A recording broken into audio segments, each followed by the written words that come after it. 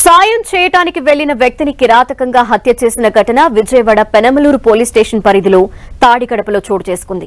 తాడిగడపకు చెందిన రఫీ నమాజ్ కి వెళ్తున్న సమయంలో ముగ్గురు వ్యక్తులు తన స్నేహితుడి సెల్ ఫోన్ లాక్కుని ఇబ్బంది పెడుతూ ఉండటం గమనించాడు. ఈ విషయంలో రఫీ వారిని ప్రశ్నించాడు. ఆ ముగ్గురిని పోలీసులకు అప్పగించి మసీదుకి వెళ్లిపోయాడతను. దీంతో కక్ష పెంచుకున్న ముగ్గురు వ్యక్తులు మరో 25 మందితో కలిసి రఫీతో గొడవపడ్డారు. ఓ బార్ వద్ద రఫీని దారుణంగా కత్తితో పొడిచి చంపారు. ఈ ఘటనకు సంబంధించి రఫీ మేనమామతో మా విజయవాడ ప్రతినిధి తిరుమలరావు ఫేస్ టు ఫేస్. స్నేహితుడు సాయం చేద్దాం వెళ్తే ప్రాణం తీశారు ఘటన బెదవాడలో చోటు చేసుకుంది. అసలు ఈ మధ్యలో ఏం చేశారంటే వీళ్ళు ఫోన్ చేశారంట, మళ్ళీ ఫోన్ చేసి రారా చూసుకుందాం ఏం చేస్తావో అని చేస్తే మా వాడేమో ఏదో కోపంలో ఇప్పుడు రారా అంటే ఎవరికైనా కోపం వస్తుందిగా సామాన్యంగా, ఏదో చెప్పి ఉంటాడు. ఇందులో వాళ్ళు 25 మంది 30 మంది ఎంతమంది వచ్చారో తెలీదు. ఇది ఒక ఆటో నా బైకుల మీద వచ్చారంట.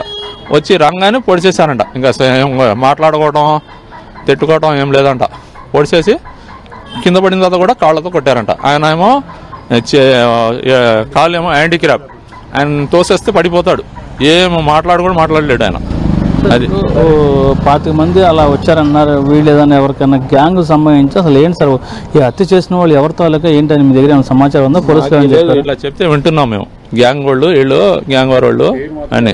అది ఎల్లారెడ్డి, తర్వాత డాన్ భాష అంట ఒకడు, ఇంకోటి ఏంటి అక్రమ్ అంట, ఇంకోటి అనిల్ అంట.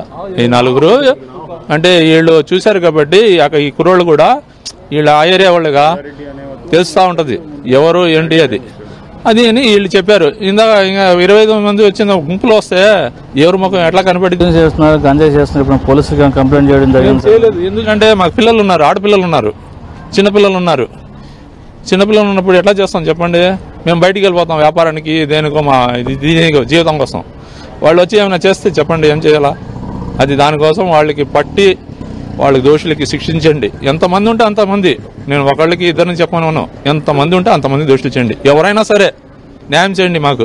స్నేహితుడు సహాయం చేద్దామని వెళ్ళి వచ్చే సమయంలో మళ్ళీ మార్గం మధ్య దాడి చేసి 25 మంది వచ్చి హత్య చేస్తారని చెప్పడం జరిగింది. ఏదేమైనప్పటికీ ఈ కేసు సంబంధించిన నిందితులు ఎవరైనప్పటికీ వాళ్ళని కఠినంగా శిక్షించాలని ఎవరైతే రఫీ మేనమామ ఇక్కడ చెప్పడం జరుగుతుంది. ఇది ఇప్పుడు పరిస్థితి. Video journalist Ajagath, Tirumala TV, Vijayawada.